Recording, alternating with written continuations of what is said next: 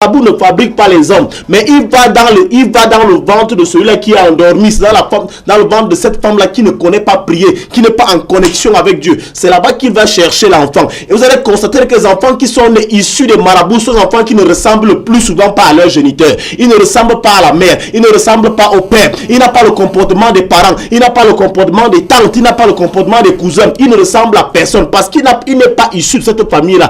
Légalement et spirituellement, il appartient à une autre famille. Il a les agissements et il ressemble à d'autres personnes. Il ressemble aux gens qui sortent d'ailleurs. Bien aimé, c'est pour cela il est très important pour toi de prier. Il est très important de protéger tes acquis, ce que Dieu t'a donné. Parce que pendant ton sommeil, je vois les gens qui dorment sans prier. Je me demande, est-ce qu'ils savent ce qui se passe dans le monde spirituel? Je vois les gens qui se lèvent le matin et qui descendent des lits comme des cabris. Ils sautent, ils se retrouvent à marcher dans la rue. Tu vas à ton bureau, tu vas à ton lieu de service. Tu te rends compte quand tu rentres le soir, tu n'as pas profité de quoi que ce soit. C'est parce qu'en réalité, pendant ce moment d'inattention, l'ennemi vient et il arrache ce qui est dans ta vie. La joie que tu as, il te l'arrache. Et lorsque tu passes ta journée, bien aimé, tu te rends compte que rien ne marche dans ta vie. Il y a le cas de Henri Joël, lorsqu'il donne son sujet de prière, il dit, pasteur, je ne retrouve plus, je ne réussis plus. Ça veut dire qu'à un moment donné, il réussissait. Mais Henri Joël, qu'est-ce qui s'est passé dans ta vie? La Bible déclare que nous ne devons jamais laisser tomber la barrière. La barrière, c'est la connexion que nous avons avec le Saint-Esprit. C'est la connexion que nous avons avec Dieu, qui crée maintenant un bouclier et qui empêche à ce que l'ennemi ne puisse s'approcher de nous. Mais nous allons lire quelques textes bibliques ce matin afin que nous puissions détailler et que nous puissions mieux expliciter ce que nous sommes en train de dire ce matin. Ouvrons la Bible dans le livre de 1 Samuel 30. 1 Samuel 30. Vous allez comprendre pourquoi est-ce que le sommeil n'est pas une bonne chose. Vous allez comprendre pourquoi quand je parle du sommeil, ça ne va pas dire que vous ne devez pas dormir. Hein? Je vous en prie. Vous devez dormir, mais il y a un certain moment, levez-vous, apprenez à prier. C'est très important. Priez pour vous-même. Le pasteur, je vais prier, mais je n'aime pas mieux prier pour toi comme toi, tu peux le faire. Alors, nous ouvrons le Bible dans le livre de 1 Samuel 30. Il est écrit, la Bible nous parle de David. David qui était établi roi quelque part. Mais David, au lieu de rester le roi là où il était, au lieu de gérer son peuple, il est plutôt allé porter secours aux Philistins. Mais pendant qu'il part porter secours aux Philistins, l'ennemi est resté faire quelque chose dans sa nation. 1 Samuel 30, verset 1er. Lorsque David arriva le 3e jour à Tsiklag avec ses gens, les Amalécites avaient fait une invasion dans le Midi et à Tsiklag. Ils avaient détruit et brûlé Tsiklag. Après avoir fait prisonnier les femmes et tous ceux qui s'y trouvaient, petits et grands, ils n'avaient tué personne, mais ils avaient tout emmené et s'étaient remis en route. David et ses gens arrivèrent à la ville et voici, elle était brûlée et leurs femmes, leurs fils et leurs filles étaient emmenés captifs. Alors David et le peuple qui était avec lui élevèrent la voix et pleurèrent jusqu'à ce qu'ils n'eussent plus la force de pleurer. Bien-aimé, ce n'est pas le temps pour toi de pleurer. Quand tu constates que les choses ne vont pas dans ta vie, prends conscience et lève-toi. Quand tu constates que les choses ne vont plus, Henri Joël, quand tu constates que les choses ne marchent plus comme ça marchait avant, ça veut dire qu'il y a sûrement quelque chose qui se passe dans ta vie. C'est le temps pour toi de te lever, pas de pleurer, parce que tu vas pleurer toutes les larmes de ton corps et personne ne viendra à ton secours. La seule personne capable de venir à ton secours, c'est toi-même et c'est Dieu. Et Dieu est prêt pour venir à ton secours. Lève-toi.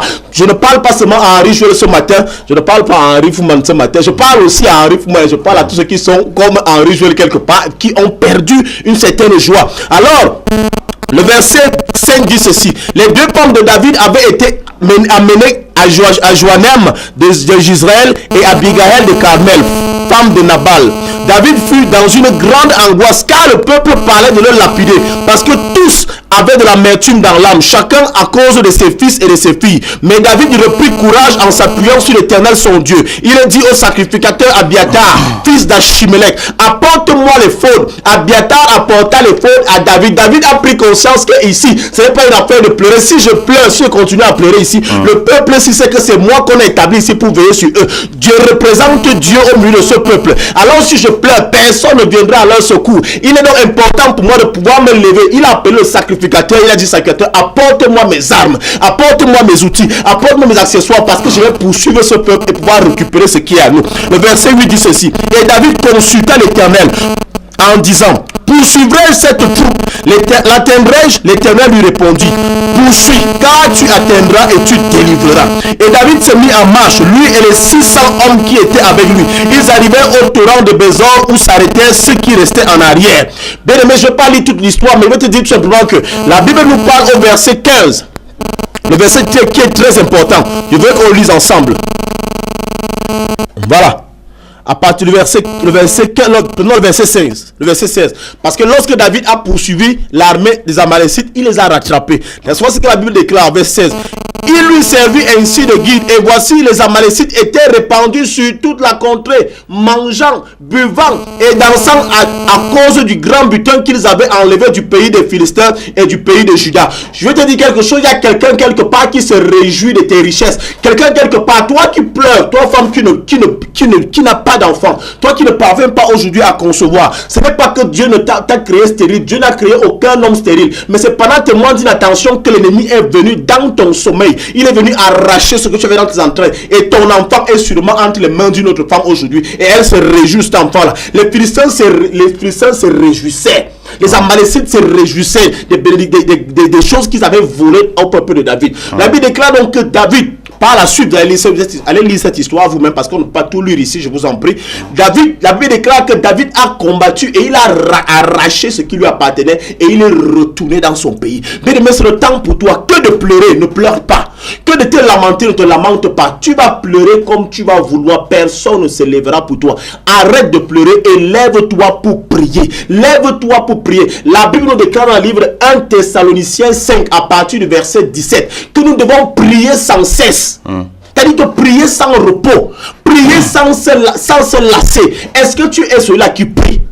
Est-ce que tu es ceux-là qui attendent que les choses arrivent? Bien aimé, il y a beaucoup de choses qui t'appartiennent aujourd'hui où les gens s'en réjouissent. Il y a beaucoup de choses qu'on a volées dans ta vie. Aujourd'hui, tu n'as pas de paix. Aujourd'hui, tu n'as pas d'amour. Tu ne parviens pas à dormir. Si tu ne parviens pas à dormir, c'est seulement parce que quelqu'un arrache ce qui est en toi. Donc, voilà pourquoi je dis donc que les cimetières sont riches parce que nombreux sont morts et n'ont pas pu réaliser leur destin. Ils sont partis avec leur esprit. Et leur esprit est comme ça les cimetières. Et les esprits avertis, les hommes qui sont illuminés, ils savent qu'en réalité, dans les cimetières, il y a nombreux qui sont morts. Je dis que le plus grand musicien au monde, c'est pas Michael Jackson. Il y a sûrement quelqu'un qui aurait pu chanter plus que Michael Jackson, mais qui est mort, qui est au séjour des morts aujourd'hui. Il n'a pas pu exploiter son talent. Il y a ces personnes qui sont d'une beauté extrême, que c'est leur beauté qui est vraiment leur fond de commerce, comme on dit souvent. La Bible nous parle d'Esther. Esther n'avait ni père ni mère. Elle n'avait personne, mais c'est sa beauté qu'il a établie à la place des reines.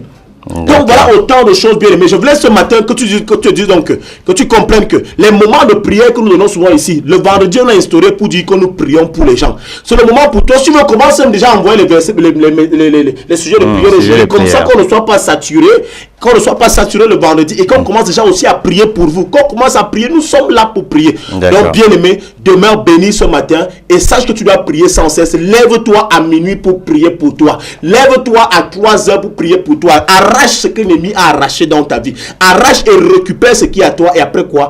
Cache-cela dans le sang de Jésus-Christ. L'Afrique va arracher tout ce que l'Europe a pris entre ses mains. Le Cameroun va prendre tout ce que l'Europe a pris entre ses mains. Parce que sachez-le, ce n'était pas que physique, c'était aussi spirituel, ce qui nous ont arraché. Priez et veillez sans cesse, car la chair est faible, mais l'esprit est disposé. Amen. Priez et veillez, car votre adversaire, le diable, rôde autour de vous, comme un lion rugissant, cherchant qui dévorera. Amen. Amen. Important. Révérend. Alors, c'est vrai, c'est tout comme la prière, tout ce qu'on vient de dérouler tout de suite. C'est comme la prière. Mais il est important donc de rappeler aux téléspectateurs que bon voilà, on peut commencer à envoyer les sujets de prière. Oui. Le téléphone du révérend. Oui. Envoyez vos sujets de prière au numéro 6 94 91 52 76 6 94 91 52 76. Je ne suis pas un pasteur Android, mais parfois de temps à autre, je peux me permettre d'aller sur Facebook.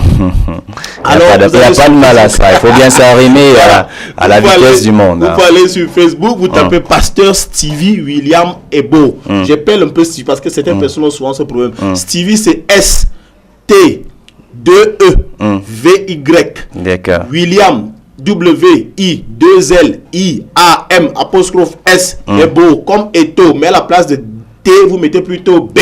D'accord. Que Dieu vous bénisse. Et aussi, il y a les contacts téléphoniques de la Royale Télévision d'Afrique qui s'affichent au bas de votre petit écran pour ceux qui ont le standard au chevet de leur lit. Vous pouvez également envoyer vos sujets de prière à ces numéros de téléphone et rassurez-vous, on en tiendra compte pour les prochaines rencontres.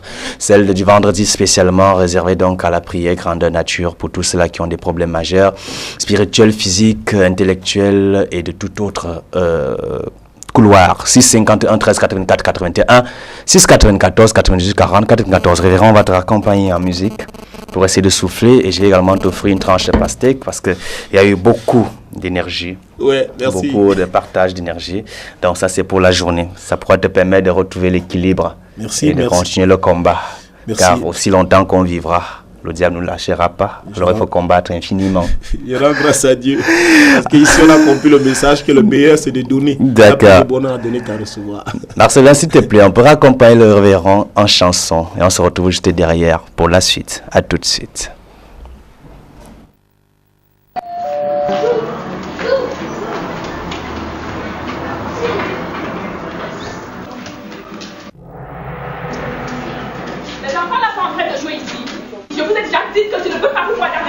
Proverbe 28, verset 13.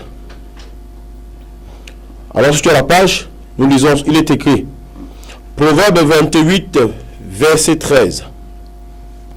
Celui qui cache ses transgressions ne prospère point. Mais celui qui les avoue et les délaisse obtient miséricorde. Celui qui cache ses transgressions ne prospère point, mais celui qui les avoue et les délaisse obtient miséricorde. Ok, nous allons lire avec Henri le Ésaïe 43, le verset 24 et 25. Verset 24 et 25, il est écrit: Tu n'as pas appris d'argent argenté, pour moi des aromates, et tu ne m'as pas rassasié de la graisse de tes sacrifices aussi, mais tu m'as tourmenté par tes péchés, tu m'as fatigué par tes iniquités. 25, c'est moi qui efface tes transgressions pour l'amour de moi, et je ne me souviendrai plus de ces péchés, de tes péchés. Amen. Amen. Je clôture donc avec 1 Jean 1 du verset 8 au verset 10. Il est écrit: Si nous disons que nous n'avons pas de péché, nous nous séduisons nous-mêmes, et la vérité n'est point en nous. Si nous confessons nos péchés, il est fidèle et juste pour nous les pardonner et pour nous purifier de toute iniquité. Si nous disons que nous n'avons pas péché, nous le faisons menteur et sa parole n'est point en nous. Bien-aimés, voilà la parole que j'ai voulu que nous commencions, par laquelle nous voulu que nous commencions ce matin, afin que chacun de nous prenne d'abord les dispositions et sache que nous sommes tous fautifs. Même le pasteur, moi qui parle devant vous, je suis fautif devant Dieu. C'est pour cela qu'ensemble, je veux que tu confesses avec moi. Je veux que tu entres d'abord profondément au fond de toi et que tu te dises: j'ai péché contre le Seigneur. Tout ce qui m'arrive aujourd'hui, c'est parce que je ne suis pas en harmonie avec mon Dieu. Commençons par là, faisons la lumière, séparons la lumière d'avec les ténèbres. Et après quoi, quand nous allons combattre, nous pourrons élever les mains pures et le Seigneur pourra descendre pour combattre avec nous. Bien-aimé, tu vas reprendre cette prière après moi, qui est une prière de confession pour toi. Dieu Tout-Puissant, le Dieu créateur du ciel et de la terre, nous voici au-devant de toi en cette matinée. Tu déclares dans ta parole que celui qui confessera ses péchés et qui les abandonnera sera pardonné. Dieu Tout-Puissant, je reviens au-devant de toi ce matin parce que j'ai péché contre toi et contre toi seul. Lave mon cœur, lave mon âme. J'ai commis des actes qui ne t'ont pas honoré. Seigneur, ma bouche a confessé d'autres dieux. Et en cette matinée, je reconnais une seule chose, c'est que tu es le seul vrai Dieu. Pardonne mes iniquités, pardonne mes fautes, pardonne mes péchés. Que tout ce que j'ai pu commettre comme péché de ma naissance jusqu'à ce jour me soit pardonné. Éternel Dieu Tout-Puissant, c'est toi qui sondes les cœurs, tu sondes les reins, tu sondes les pensées. Sonde-moi en ce moment et enlève en moi le péché, enlève en moi l'iniquité sous toutes ses formes. Père, je m'approche de toi, car toi seul connais les projets que tu as formulés pour moi. Lave-moi ce matin, purifie-moi, accepte-moi comme ton enfant, établis-moi dans ta grâce, au nom de Jésus que j'ai confessé ce matin. Amen. Bien-aimé, si tu as fait cette prière, il faut savoir que le Seigneur t'a pardonné. Si elle était sincère, lorsque nous prions ensemble, si tu as été sincère, sache que l'Éternel t'a pardonné. Et en ce moment, tu peux être heureux, tu peux t'estimer heureux parce que le Seigneur a lavé ton iniquité. Et en ce moment, nous allons donc élever des prières pour toute personne qui en a besoin. Nous pouvons prier pour tout le monde, mais je veux certaines personnes qui pourront envoyer le numéro. Vous avez les numéros qui sont au bas de l'écran. Vous pouvez nous contacter, envoyer votre sujet de prière. Nous allons prier pour vous ce matin parce que l'Éternel dit, si nous sommes libres, mais si nous sommes affranchis, alors maintenant il n'y a plus de condamnation pour nous. Il n'y a plus de condamnation pour ceux qui sont en Christ. Jésus-Christ nous a lavé ce matin. Jésus-Christ nous a pardonné ce matin.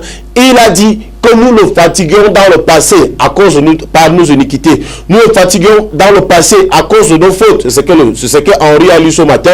Il dit, tu ne lui as pas apporté des sacrifices ni des offrandes, mais tu l'as fatigué plutôt avec tes péchés. La mauvaise odeur de tes péchés est montée jusqu'à Dieu. Tu le fatiguais avec. Et ce matin, il t'a lavé. Donc tu es un homme, tu es une femme pure devant Dieu ce matin. Tu es une femme sanctifiée. Alors pendant que nous allons prier, je veux que premièrement, que tu oublies tout ce que tu as eu à faire dans le passé comme péché. Parce que tout cela est pardonné ce matin. Voilà la première chose qui doit nous caractériser l'homme qui est né de nouveau, celui qui est né de nouveau. Quand tu es né de nouveau, il faut que tu comprennes une chose, c'est que toutes choses anciennes sont passées, comme le disait Henri hier. Il disait, voici toutes choses sont devenues nouvelles. Le passé est passé, toutes choses sont devenues nouvelles si tu es en Christ. Toi qui es donc en Christ en ce moment, viens donc maintenant et ensemble, plaidons devant le Seigneur afin qu'il puisse nous redonner la place qu'on avait auprès de lui avant que nous tombions dans le péché. Mais ton péché est effacé. Ensemble, nous allons prier ce matin. Et il est prêt à pouvoir te pardonner. Il est prêt à pouvoir te hisser sur les hauteurs. Il est prêt à pouvoir te hisser, à pouvoir te redonner, restituer tout ce que tu as perdu. Nous avons la parabole de l'enfant prodigue hier. Lorsque l'enfant prodigue est revenu, le père n'a pas cherché à savoir ce qu'il a eu à faire comme péché, mais il a dit, je te remets à ta place, apportez le veau gras, apportez un anneau. Le Seigneur te remet un anneau ce matin. Ce que je te demande tout simplement, c'est qu'à partir d'aujourd'hui, que tu mènes une vie digne de la repentance, que tu mènes une vie qui glorifie le Seigneur. Les choses que tu faisais hier, bien-aimé, que tu ne fasses plus à partir d'aujourd'hui. Tout ce que tu sais, que tu as confessé ce matin, parce que j'ai élevé une confession générale, mais au fond de toi, toi tu reconnais ce que tu as eu à faire de mal. Je sais que le Seigneur t'a pardonné ce matin. À partir donc de ce jour, bien-aimé, dorénavant, ce qui va être ton socle, ce qui va être la chose sur laquelle tu vas t'appuyer à partir de c'est la parole de Dieu. Tu vas être une femme de prière. Tu vas être un homme de prière. Tu vas être celui qui lit la parole de Dieu. Lis la parole de Dieu à tout moment de ta vie. À tous les jours, à toutes les heures de la journée, tu peux lire la parole de Dieu. Peu importe le moment, peu importe l'endroit, quand il s'agira de lire. Nous avons aujourd'hui les téléphones multimédia qui peuvent nous permettre d'avoir la Bible n'importe où. On n'a plus besoin de se balader avec la Bible. Tu peux avoir ta Bible dans le téléphone. Tu peux avoir la Bible dans une clé internet. Tu peux dans une clé USB, autant pour moi. Tu peux avoir ta Bible n'importe où. Et écoute la musique qui va te permettre de pouvoir nourrir l'Esprit de Dieu que tu as désormais en toi. Parce que désormais tu as l'Esprit de Dieu en toi. Maintenant nous prions afin que toutes les malédictions qui étaient issues du péché que tu as commis, que toutes ces malédictions puissent tomber. Que toutes ces malédictions puissent te lâcher dès à présent au nom puissant de Jésus-Christ. Voilà, il veut dire aussi à cette femme-là qui souffrait des fibromes, toi qui souffrais des kystes, qui souffrait des kystes à cause de ton péché, parce que ça nous faut savoir que chaque chose, chaque péché que nous commettons ouvre la porte à la maladie.